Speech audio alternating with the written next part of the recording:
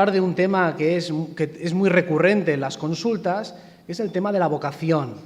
Tanto cuando viene una madre a consulta para preguntar por su hijo recién nacido y pregunta qué tipo de talentos tiene, qué capacidades tiene, a qué lo apunto, o sobre todo con adolescentes y demás que están en el proceso de escoger carrera, o también muchas veces sucede que vienen a consultas personas que quieren saber qué van a ser de mayores aunque ya hayan pasado los 40 años.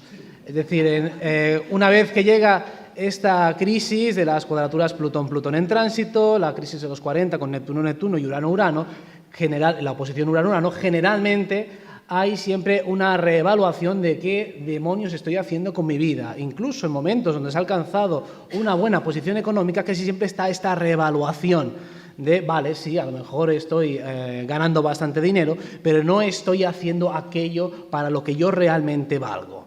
Entonces, por este motivo, quiero daros algunas pautas de cómo encontrar esta profesión ideal a través de una carta natal. Lógicamente, en 45 minutos no vamos a poder ser totalmente exhaustivos, pero ya tenéis muchos libros y manuales en los cuales hay asignaciones de signos por profesiones, y también lo que nos interesa es sobre todo incluir algunas profesiones un poco más modernas, ¿no? Que a lo mejor en los textos tradicionales pues no están tan contempladas, ¿vale? Bien, ¿cómo definiríamos primero lo que es la profesión ideal? Una definición teórica sería aquella que mejor se ajusta a nuestros talentos, a nuestras motivaciones, a nuestras capacidades y sobre todo, y muy importante, al contexto en el que vivimos, al momento en el que vivimos. Antes Juan Estadella nos hablaba del contexto, de cómo la astrología mundial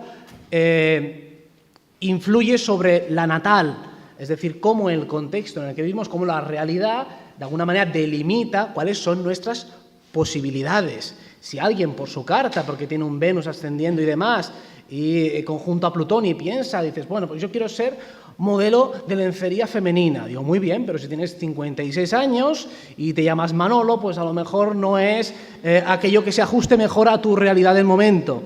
O tienes un Marte en 1 que está en Acuario como Gebre Selassie, pero pesas 150 kilos, no puedes ser un maratoniano. De alguna manera tienes que ajustarte primero a tu sentido de realidad. Tenemos que hacer algo que se ajuste a lo que realmente podemos, ¿vale? Entonces, vamos a ir delimitando cuáles son los ítems astrológicos que vamos a tener en consideración a la hora de definir para qué estoy hecho, en qué área de la profesión, en qué área de lo que me ofrece el mercado profesional yo voy a poder sacar mi máximo partido, dónde voy a poder sentirme más a gusto, dónde voy a poder explotar mejor mis talentos y dónde voy a tener una mayor continuidad. Entonces, en primer lugar, yo siempre miraría el Sol. El Sol ya simplemente como indicador más natural, tanto del carácter como de las motivaciones, como de los talentos y de como la estructura general del individuo. Aquí lo he puesto sobre todo en su relación a la motivación. Algo nos tiene que motivar, nos tiene que nacer dentro algo que nos guste y que nos apetezca. Entonces, el signo, simplemente algo tan básico y fundamental como el signo solar ya nos va a dar información. Lógicamente, este signo solar va a tener que estar matizado por la dodecatemoria en la que esté el Sol. ¿Os acordáis de las dodecatemorias, ¿no? Divisiones en 12 del signo y cada una tiene su propia coloración y su propia proyección en otro plano. Además, serían los aspectos partiles que tiene ese Sol, porque esto nos va a indicar muchas veces motivaciones adicionales.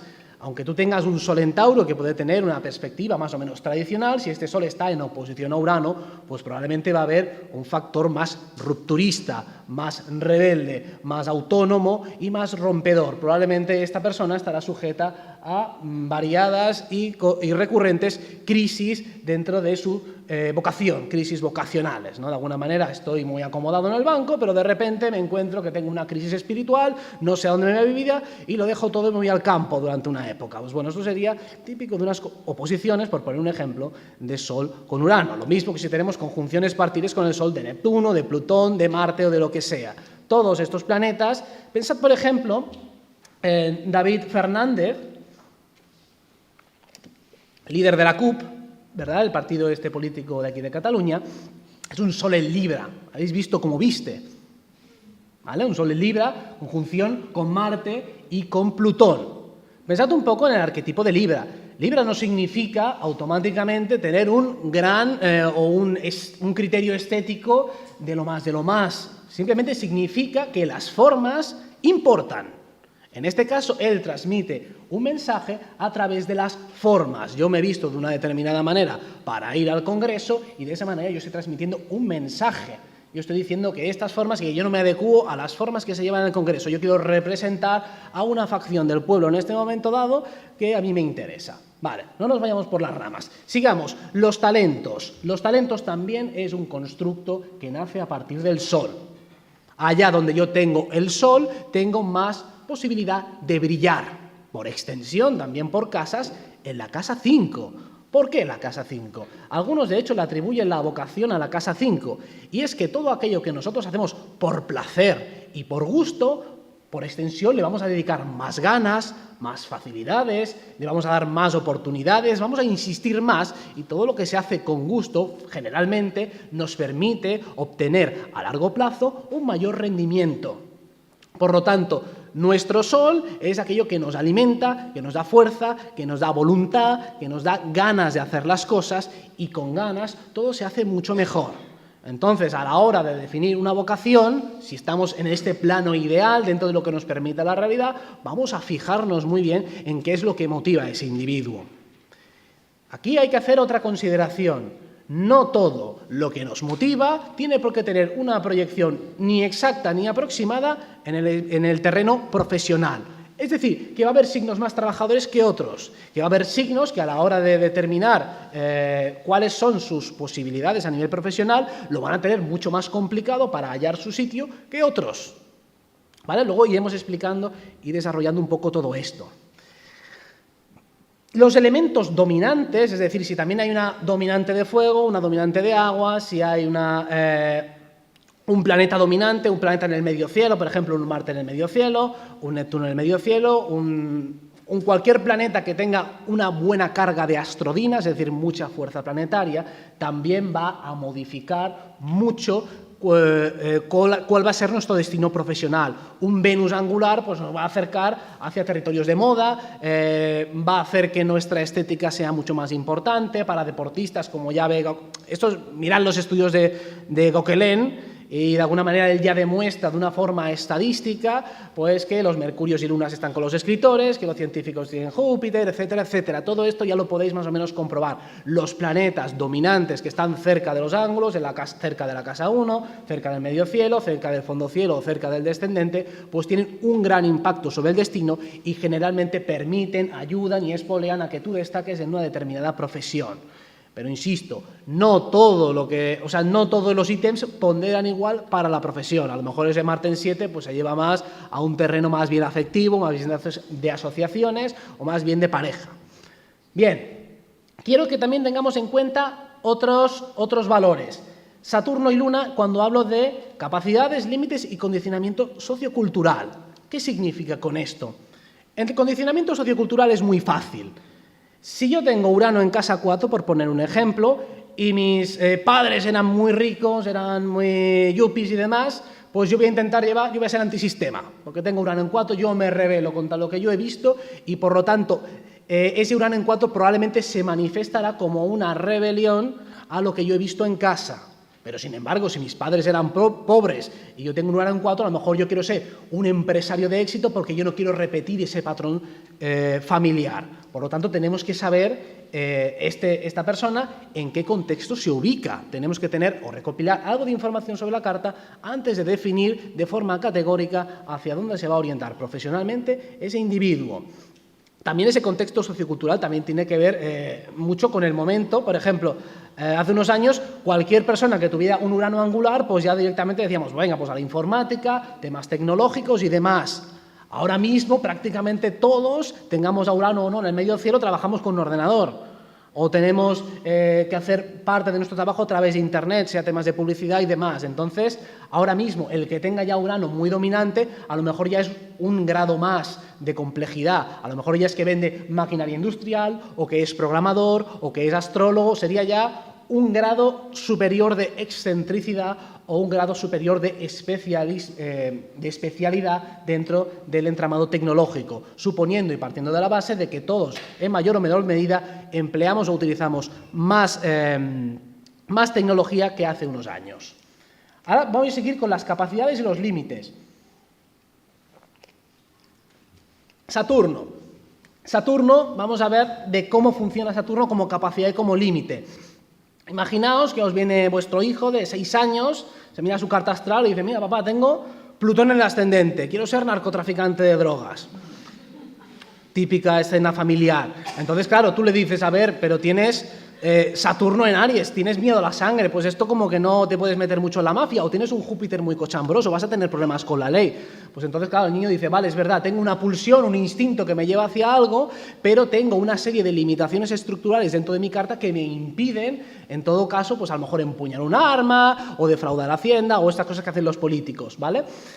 Entonces, el Saturno y la Luna nos van a hablar de qué capacidad tenemos. Primero, Saturno, nuestros límites personales, aquellas líneas que yo no voy a poder cruzar, ya sea por limitación de destino o por limitación de carácter, y aquellas limitaciones lunares de sostenibilidad. Si yo soy huraño, soy misántropo, no soporto a la gente y tengo que hacer un trabajo de relaciones públicas, pues no. A lo mejor incluso tengo habilidades dialécticas, a lo mejor incluso me expreso bien, pero es que es insoportable estar todo el día rodeado de gente, ¿de acuerdo? Entonces, nuestra Luna nos va a marcar un límite. A lo mejor yo tengo capacidad, tengo motivación, pero yo esto el día a día no lo aguanto. Estoy en un entorno demasiado cerrado, estoy en un entorno con demasiada gente o con demasiado poca, ¿vale? Luego vamos a intentar definir por signos, por planetas dominantes y por casas cuáles serían nuestros escenarios ideales. Lógicamente, los dos indicadores básicos de destino serían nuestra casa 6 y nuestra casa 10. Planetas presentes en casa 6, signo que está en la cúspide, dónde está el regente, su calidad planetaria, sus aspectos, etcétera, etcétera. La 6 es cómo trabajamos, de qué manera desempeñamos nuestra actividad laboral, cómo funcionamos también como sirvientes. De alguna manera hay un entramado superior y nosotros actuamos dentro de esta esclavitud remunerada que le llamamos trabajo, ¿no? Y en cambio la casa 10 ya sería nuestro perfil de LinkedIn, sería qué pongo yo, cómo me vendo, cómo me presento. Cuando pongo mi currículum, mi perfil, pues yo quiero destacar una serie de ítems. No voy a poner que con 18 años pues trabajaba de barrendero, a lo mejor eso lo voy a ignorar, que trabajaba de barrendero, que ayudaba a mi madre a hacer la compra, todas estas cosas las voy a ignorar y voy a poner, no, mi carrera, voy a poner mis estudios, voy a poner el máster de 7.000 euros que hice el año pasado, todo eso lo voy a poner en mi currículum y eso es mi casa 10, lo que yo selecciono y cómo me quiero yo mostrar. Pero claro, tenemos un ascendente. Una cosa es lo que yo deliberada y voluntariamente quiero mostrar y otra es lo que yo tengo y que no puedo evitar. La cara que tengo, esto va a misa. Si yo quiero ser guardaespaldas y tengo ascendente Piscis, pues a lo mejor no doy un poco el pego, ¿vale? O imaginaos un caso muy hipotético, muy improbable. Imaginaos un presidente del gobierno que es el símbolo y el arquetipo de la mayor autoridad de un país, que tiene que imponer respeto y tiene ascendente Cáncer, como Rajoy. Pues entonces, este tipo de cosas no quedan bien a nivel de autoridad, ¿vale? Es decir, nuestro ascendente también nos limita o nos da posibilidades. Si tenemos cara de buenos chicos, pues podemos hacer trabajos de buenos chicos. Si tenemos cara de malos chicos, pues esto ya queda un poco más difuminado. Bien, vamos a seguir. Vamos a establecerlo. Vamos a hacer un análisis por polaridades. O sea, yo propongo encontrar nuestra vocación a través de descartes, de esta manera más saturnina. ¿Somos más de trabajos que supongan mayor seguridad o mayor libertad? Vamos a empezar por esta polaridad. Cuando hablamos de libertad, estamos hablando de personas que a lo mejor por su situación, por su contexto, pues les permite tener un trabajo ahora y cambiar dentro de un año, estar un tiempo en el paro, o sea, jugar un poco con estas variables, que haya cierto riesgo asumido, a veces es obligado porque te han despedido, pero en general que haya cierto riesgo asumido. Para un signo de Aries, para un signo de Acuario, para un signo de Leo, Sagitario o Géminis, es decir, signos de fuego o de aire en su mayor medida, son los que están más dispuestos a aceptar esta variabilidad, esta ambivalencia o esta volatilidad que permite el mercado. Lógicamente, si tienes que pagar un alquiler muy caro, ya puede ser Géminis, ya puede ser Sagitario, que no te vas a poder mover. Pero si la situación lo permite, lo ideal, y estamos hablando siempre aquí del marco teórico, ya sabéis que lo ideal pocas veces se corresponde con la realidad, pero pongamos que tenemos facilitadores, pues buscaremos trabajos que permitan mucha libertad, que nos permitan salir en un momento dado, que nos permitan viajar mucho, que nos permitan movernos demasiado. Lógicamente, los planetas regentes de estos símbolos masculinos, sobre todo Urano, Marte y Júpiter, cuando decimos que estén dominantes, se sobreentiende que estamos hablando de que estén en posiciones angulares o que estén haciendo aspectos cuanto más cercanos posibles o bien a los significadores de la casa 10 y de la casa 6, o bien a solo Luna, aspectos más de personalidad, nos van a dar las bases y las tablas para poder determinar que queremos más libertad. Un Urano en el medio cielo, por poner un ejemplo, por mal que nos pese, va a ser rupturista. No nos va a permitir establecernos durante mucho tiempo en el mismo trabajo. De hecho, Urano quiere, por destino, que nos ampliemos nuestra visión, que cada vez aprendamos de cosas distintas. Algo parecido puede suceder con un Mercurio en un momento dado, pero Mercurio de alguna manera tiene una vertiente por su lado de Virgo más de asalariado, más de seguridad. Entonces lo pongo algo más neutro, ¿vale? Digamos que los signos y planetas que aquí no aparecen es porque tienen una ambivalencia, porque no se posicionan de forma más clara hacia la libertad o hacia la seguridad. Y lógicamente vamos a mirar planetas ubicados en la casa 1, la casa de los emprendedores, en la casa 3, que es una casa de formaciones continuas, de que todo el rato estoy aprendiendo, apuntándome a cursos, que estoy haciendo máster, que estoy haciendo cursillos. La casa 5, que ya es creativa, lógicamente un artista o un actor o demás, pues está sujeto a variables que son poco fiables, hay un margen de incertidumbre muy elevado. Una casa 9, que también nos da una tipología de empleo de la persona que en un momento dado dices, pues me voy al extranjero a buscarme la vida, ¿vale? Eso sería un contexto de casa 9. O uno de casa 11, donde todo es especulativo, todo es hacia el futuro y ya veremos qué seré mañana. Yo de momento apuesto por algo que en un momento dado quizá no tenga toda la fiabilidad del mundo. En cambio, pues los signos de tierra, lógicamente, y Libra, por ser exaltación de Saturno, siempre van a tirar mucho más a la seguridad. Aquí ya tenemos funcionarios, ya tenemos asalariados o gente que, pues yo tengo trabajo de lo mismo que trabajaba mi padre y mi hijo trabajará de lo mismo que yo y de alguna manera, mientras esto de alguna manera cubra las necesidades materiales básicas, pues ya nos vale. No tenemos ninguna motivación especial a lo mejor en desarrollarnos profesionalmente. Por eso decíamos, cuando hablamos del sol es lo que yo quiero presentarme al mundo y ser algo y que me reconozcan y que brillen, pero de alguna manera, si el sol ya está en un signo de tierra, si la tierra domina mucho, se impone el pragmatismo sobre esa motivación de destacar. ¿Vale? Pensad que el sol no es algo puramente racional, tiene una vertiente más espiritual o incluso en un plano más mundano, más egoica.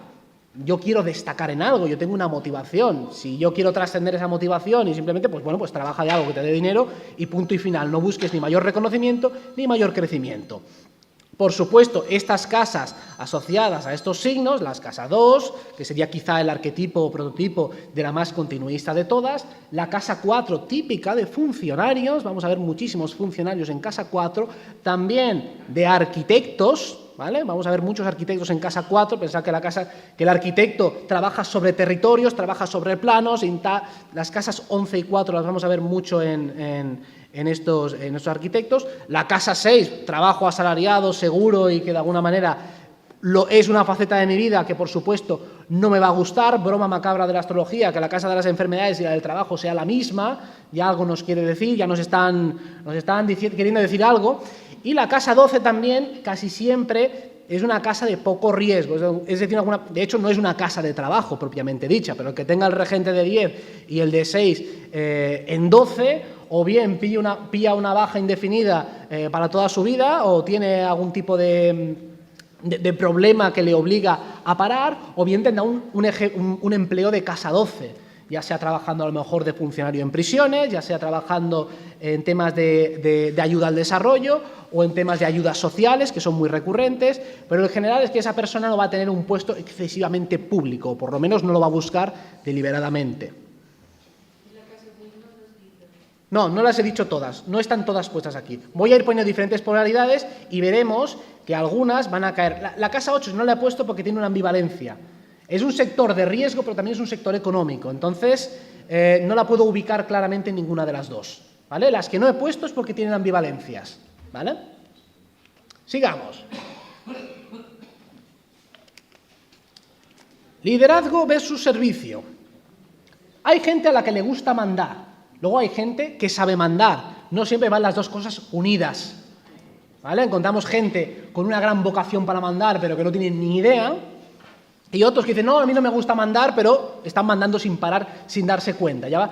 Y es algo inherente a su personalidad. Entonces, los signos más mandones serán aquellos signos que tengan una vertiente de Marte o leonina, o del Sol, ¿vale? Entonces, tanto Leo, regente del Sol, como Capricornio, que es exaltación de Marte, como Aries y Escorpio, que son marcianos. Aries sería marciano y solar, por exaltación del Sol. Serían los signos con mayores dotes de mando. Son los que de una forma más natural ordenan y mandan. De maneras diferentes también. El Sol siempre es un liderazgo mucho más basado en el carisma, más basado en la capacidad. Capricornio es mucho más organizador, no es un mando que sea tan directivo, que diga las cosas tan claras, pero le encanta organizar, suele tener una visión mucho más global de las circunstancias. Entonces, el que distribuye tú aquí, tú allá, tú de esta manera, tú lo otro, tiene una buena capacidad para calcular el tiempo, cuando veamos indicadores en Capricornio, y los Aries y Escorpio pues van a ser dos estilos. El de Aries es mucho más directo, es un poco más el seguidme, que yo conozco el camino, y el Escorpio un poco de, bueno, tú verás lo que haces, pero si no te vas a encontrar una carta de despido mañana, ¿vale? Vamos a jugar de una forma mucho más sutil, un tanto más oscura, si me permitís. Sol, Marte y Júpiter, vamos a ver que también van a tener que ver pues, con gerentes, con encargados y con líderes. O sea, la figura del jefe siempre es mejor si está ejercitada o ejercida a través de un Sol fuerte o de un Marte fuerte. Para mandar, lógicamente, hay que ser un poco marciano. Si no, pues robad de mandar de una forma suave, solo simplemente con el guante de seda, pero sin el puño de hierro. Y ya veréis lo que pasará.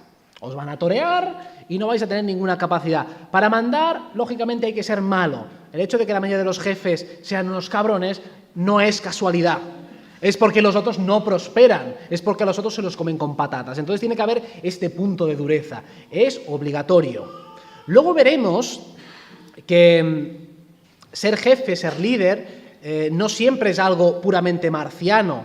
Hay a veces que tenemos hombres de paja, o personas que ejercen como directores y que tienen una buena visión estratégica, una visión a largo plazo. Hay mucho pisciano o mucho sagitariano en puestos muy elevados, pero esto es más por la imagen que dan. Por ejemplo, pensad en presidentes del gobierno que hemos tenido, o de clubes de fútbol, muchísimos piscianos, tanto Felipe González como Aznar, el nuevo del PSOE, el Pedro Sánchez, ¿no? Se llama, del PSOE, es igual que Felipe González, Sol en Piscis con Luna en Virgo, presidentes de clubes de fútbol, Sandro Rosell, Sol en Piscis, Florentino Pérez, Sol en Piscis también.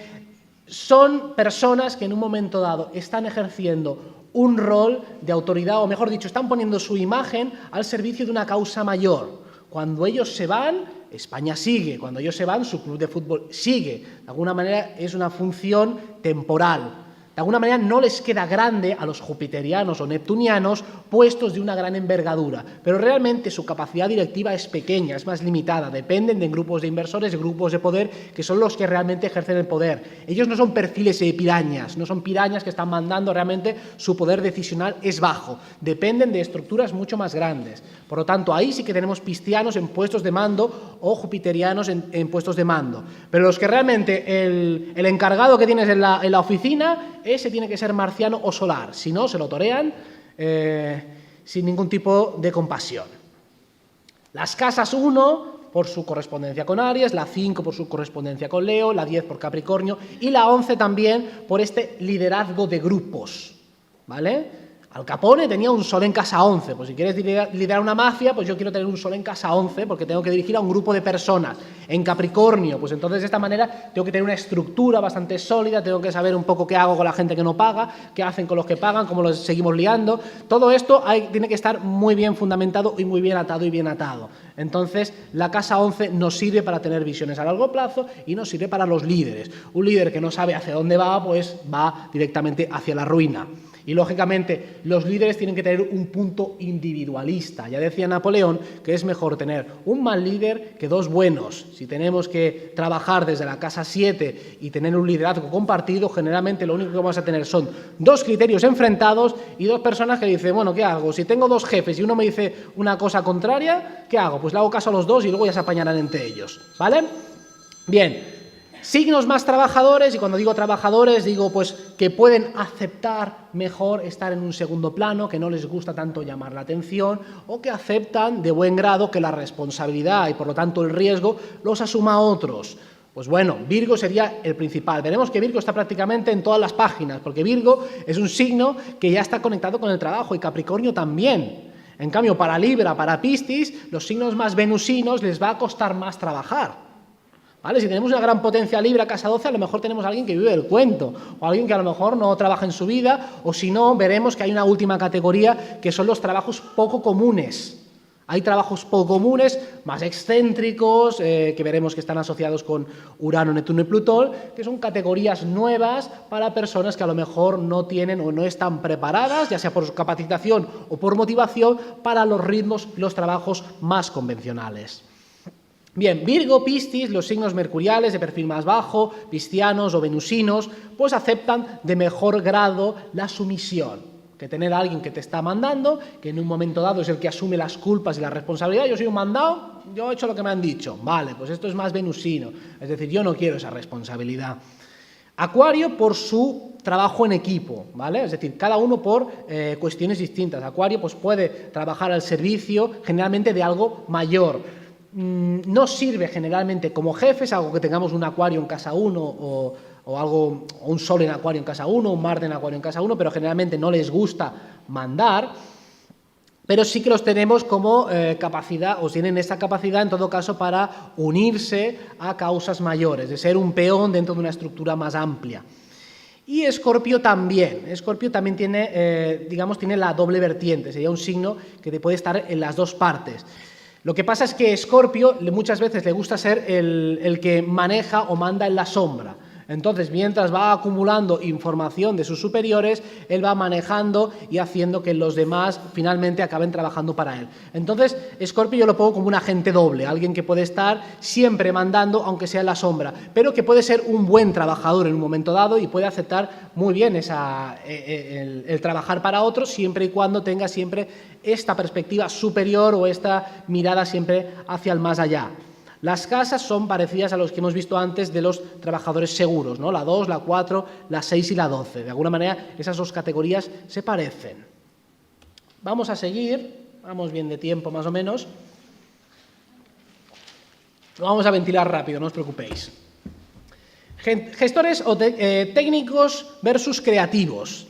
Hay personas de perfiles más científicos que tiro para ciencias, o tiro para artes, o tiro para periodismo, tiro para... ¿Dónde ubicamos al niño? ¿Dónde ubicamos al chaval que está haciendo la selectividad y no sabe a qué matricularse, que tiene 50.000 carreras, que ninguna sirve para nada, pero el chico tiene ilusión? Vamos a intentar que encuentre su lugar en el mundo. Pues entonces vamos a ver cuáles son tus dominantes, chaval. Que tenemos Tauro, Virgo, Cáncer. Bueno, vamos a ponerte una técnica. ¿Se te dan bien las matemáticas? Bueno, vale, pues los signos que están aquí expuestos, tanto los de tierra... He puesto Sagitario porque Sagitario es un signo muy conectado sobre todo a las ingenierías. Hay una cantidad brutal estadísticamente de mercurios en Sagitario en ingenieros técnicos. De hecho, todos los trabajos en los cuales a un nivel intelectual se mezclen conceptos de hemisferio derecho y hemisferio izquierdo, va bien que hayan planetas en exilio, es decir, que combinen ambas polaridades, ¿vale? Entonces, los mercurios en Sagitario, mercurios en Piscis, aunque aparentemente para los temas técnicos no son muy diestros en primera instancia, ¿vale? A lo mejor un Mercurio en Sagitario o un Mercurio en Piscis no es muy bueno para el cálculo, pero cuando las cosas se complican, cuando las cosas empiezan a nivel de matemáticas, empiezan a aparecer integrales, empiezan a aparecer números imaginarios y conceptos más elaborados, tenemos que aquí empiezan a cobrar ventaja los signos piscianos y sagitarianos, los jupiterianos que tienen una visión global mucho más grande, que pueden manejarse mejor en conceptos teóricos. Por así decirlo, la cajera del día es mejor que tenga Mercurio en Virgo, pero en cambio un ingeniero técnico de grado superior que tiene que trabajar con sistemas enormes, mejor que tenga Mercurio en Sagitario. Si analizáis cartas de matemáticos que hayan hecho aportaciones importantes a la materia, veremos más Mercurios con Júpiter, Mercurios en Sagitario, etcétera, etcétera, ¿vale? Esto decimos como perfiles científicos y en ingenierías. Como perfil, por ejemplo, de arquitectos tenemos a los Cáncer. La arquitectura es un terreno donde se conjuga la parte creativa, la parte visual, la parte de diseño y también la parte técnica. El signo de Cáncer, además, simplemente por esta capacidad de estar trabajando con hogares, de estar proyectando sobre el futuro pues diferentes estructuras, de saber la historia de ese lugar, pues tenemos a muchísimos Cáncer o personas con el Sol en 4 que se dedican a la arquitectura. Pero claro, no olvidemos lo básico, Tauro y Virgo serían los signos más técnicos. Luego veremos también, o bueno, lo podemos decir ahora, fijaos también, lo dijimos al principio, en los dispositores. Imaginad, por ejemplo, recordaos de Manuel Kant, el filósofo, es un Sol en Tauro, su motivación tiene que ver con proporcionar certidumbre, con manejarse en un terreno tangible, ¿no? De alguna manera, si leéis sus libros, que son muy divertidos todos y muy creativos, pues vais a ver mucha certidumbre, mucha fiabilidad y una lógica muy precisa. Pero ¿por qué se manifiesta en el plano de la escritura? Es decir, él tiene Venus en Géminis, el dispositor en este caso es Venus, lo tiene en Géminis y por lo tanto yo me oriento hacia algo más intelectual. O por ejemplo Shakespeare también, mismo caso, un Sol en Tauro con un Venus en Géminis, algo intelectual. O un caso más prosaico, Iker Casillas tiene Sol y Marte en Tauro y el Venus está en Géminis, entonces hago algo con las manos en este caso, ¿vale? Algo de geminiano. Entonces, el dispositor, en este caso, va a agregar la forma en cómo se va a manifestar esta esencia, ¿vale? Entonces, tendremos que combinar bastante, no será todo tan sencillo. Administrativos, los signos saturninos como Capricornio y Acuario serían administrativos y gestores, sobre todo por la capacidad de planificación. Son saturninos, tienen capacidad de planificación y sobre todo de medir el tiempo. Si no eres saturnino, te pasas siempre de la hora, no llegas a tiempo a ninguna parte y te haces un lío con los tiempos. Y, lógicamente, estas casas que estamos poniendo, las casas de tierras, más la casa 4 y la casa 9 en el sentido más científico, ¿vale? Artistas y diseñadores, trabajos creativos, pues aquí ya tenemos fácilmente los signos venusinos y Géminis. Géminis por ser un signo más intelectual y, lógicamente, si queremos crecimiento a nivel literario, si queremos ingenio, si queremos un buen uso de la palabra, pues vamos a tener que tener atributos mercuriales. Aquí ponemos Neptuno, Venus, Luna, Mercurio, Urano y el Sol como elementos que nos hablan de capacidades creativas. Lo uraniano por la innovación, lo solar por la creación, lo mercurial por el intelecto, por el uso de las palabras, por tener imaginación para jugar. Neptuno, la imaginación en un plano más superlativo, todo lo que es imaginar, proyectar, soñar o crear. Y Venus-Luna por hacerlo bonito, ¿vale? La Luna sería también otra variable de la imaginación, ¿vale? Otra de las polaridades, individual versus social. Soy individualista, puedo trabajar solo y debo trabajar solo o quiero trabajar en equipo. Me gusta estar respaldado con mis compañeros. Esto será otra de las polaridades que vamos a tener que determinar fácilmente. Signo de Aries, como vemos, es muy diestro para muchos trabajos, pero es individualista. A mí dame mi parte y no me digas cómo tengo que hacer las cosas, si no vamos a tener problemas.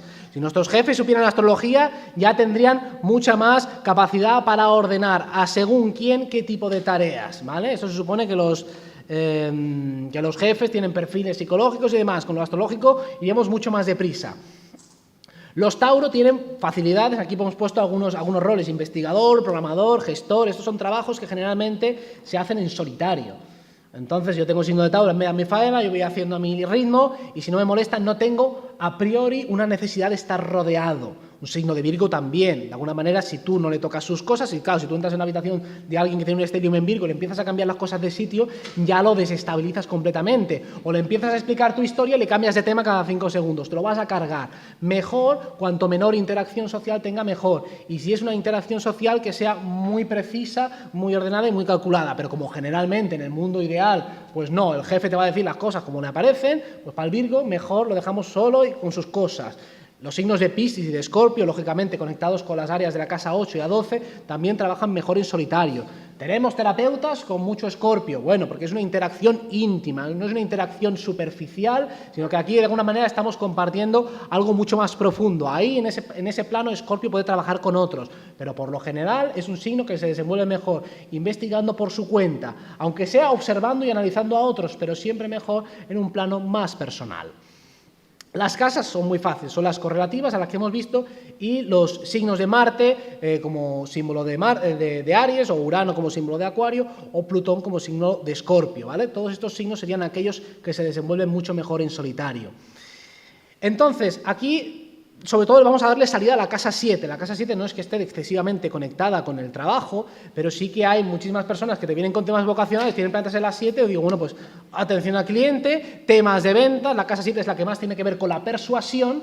La casa 7 es, yo te quiero vender algo y de alguna manera voy a intentar convencerte. La casa 1 es de alguna manera, bueno, este es mi libro, el que lo compre, que lo quiera, muy bien. No, la 7 yo tengo que ir a ti y decirte que esto me lo compres. Tengo que intentar convencerte, tengo que persuadirte, tengo que entrar en tu ámbito. Esto sería algo de casa 7 y algo de Libra. Por lo tanto, las ventas, el marketing y, en todo caso, también, pues la moda sería más para los signos más sociales, ¿no? Es decir, estamos al fin y al cabo asesorando a otros. Ponte esto, ponte lo otro, vamos a lanzar una nueva línea de moda, etcétera, etcétera. Y Acuario pues tiene un poco la doble vertiente también. Acuario puede ser individualista, pero siempre se conecta con algo más social. Por lo tanto, lo pongo en el tema social, ¿vale? Mercurio, Venus, Luna, Neptuno, si están en posiciones angulares, siempre mejor trabajar en lugares con gente. Si tú tienes una luna en el medio cielo y trabajas solo, va a haber una carencia importante, vas a querer que haya movimiento de gente. Aunque yo tenga mi despacho y esté solo, pero quiero ver que haya gente moviéndose por aquí y por allá. Esto sería algo mercurial o lunar. Y por supuesto las casas correlativas, las casas que ya sabéis, las de 3, la 5 y la 11, casas relacionadas con los signos de aire o con los signos de fuego, ¿vale? Acabamos ya y hablamos simplemente, porque ya estamos casi en el tiempo, de empleos poco comunes. Aquellos que se escapan a las categorías más elementales, pues sobre todo aquellos regidos por los signos transpersonales. Claro, si alguien se dedica a hacer hipnosis y regresiones, o es un astrólogo, o es un deportista de élite supongo que no conocemos muchos, así que nos dediquemos con ellos, o músicos que se dediquen solo a la música, estamos hablando de alguien que hace giras, o sea, los famosillos, pues casi todos o tienen estrellas fijas en puntos importantes o tenemos estos planetas dominantes. Todos los que estamos aquí, casi todos, si nos dedicamos a la astrología o por lo menos ya estamos de asistentes a un congreso de astrología, pues vamos a tener casi seguro las casas 8 y 12 potentes, vamos a tener planetas en Acuario, Escorpio, Piscis, vamos a tener Urano, Plutón o Neptuno dominantes. Todo lo transpersonal, todo lo que de alguna manera te toma, todo aquello que no es puramente individual, todo aquello que no es común, de alguna manera siempre va a estar espoleado por estos planetas transpersonales. Son aquellos que dan una coloración y un sentido mucho más potente. Por eso estos tránsitos, sobre todo para las personas que están llevando una vida muy convencional, son desgarradores.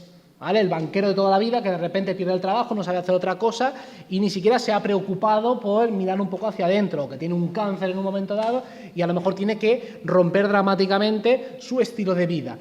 Pues de alguna manera, tanto Urano como Plutón con Neptuno, que marca las grandes crisis existenciales cuando vienen tanto en revoluciones solares que están angulares o por tránsitos, ya sea directos o conversos, o por direcciones primarias, son aquellas que revientan los cimientos. Para una persona que ya tiene estos planetas más o menos bien ubicados, pues bueno, tendrá su efecto de todas formas, pero a lo mejor se sobrellevan mucho mejor. Se entiende que el universo te está enviando un mensaje y de alguna manera es más fácil que te acomodes o que esquives la piedra, como decía antes Juan Estadella. Es decir, que de alguna manera entiendas que la vida te está pidiendo algo y que si te aferras a seguir de la misma manera, probablemente no acabes muy bien. Como corolario, para finalizar, porque ya estamos en el tiempo, pues pongo una frase aquí de Joseph Conrad, un sagitariano, un poeta ruso del siglo XX, decía: no me gusta el trabajo, a nadie le gusta, pero me gusta que en el trabajo tenga la ocasión de descubrirme a mí mismo. Pensad que la casa 5, que es el ocio, es la casa 12 de la 6, ¿vale? Es decir, el trabajo no puede ser por definición algo que nos guste. pero podemos encontrar el trabajo menos malo. A nadie le van a gustar los horarios, a nadie le va a gustar tener que hacer por narices, levantarse por la mañana, madrugar, tener que poner buena cara aunque estés cabreado. Todo eso no le puede gustar a nadie, pero por lo menos si estás desempeñando una actividad que es más o menos afín a tus motivaciones, a tus características, a tus requisitos mínimos, como hemos dicho, de libertad, de liderazgo, porque claro, si alguien no soporta que le manden, pues ya, oye, pues hay que cambiar de trabajo, hay que intentarlo, por lo menos se hace la vida mucho menos pesada, porque al fin y al cabo estamos el 80% de nuestras vidas, en el mejor de los casos, trabajando. Entonces, mi jornada laboral acaba justo ahora. Si tenéis preguntas, tenemos todavía 3 minutos para irnos a comer. Adelante. Supongamos que alguien viviese muchos años, que fuera inmortal. ¿Cada cuánto se adaptaría y querría cambiar de trabajo? ¿Cada retorno a Saturno? En función de su química personal, si es una dominante mutable, probablemente cambiará muchas veces y querrá hacer 50.000 trabajos distintos. Si es fijo, a lo mejor digo, no, mira, yo quiero trabajar de algo durante 60 años, acumular mucho dinero y el resto del tiempo yo no quiero ni trabajar, ya quiero vivir aquí un poco de las rentas. Entonces, si hablamos de ciclos, de términos, el retorno de Saturno sería un buen momento, sería uno de los ideales, pero generalmente el retorno de Saturno es más continuista que rupturista. Yo cogería tránsitos más bien de Urano.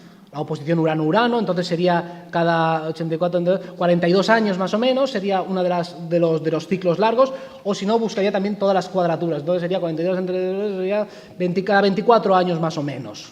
24 no lo he calculado mal, cada 21 años. Cada 21 años sería una cita obligada. ¿Alguna pregunta más?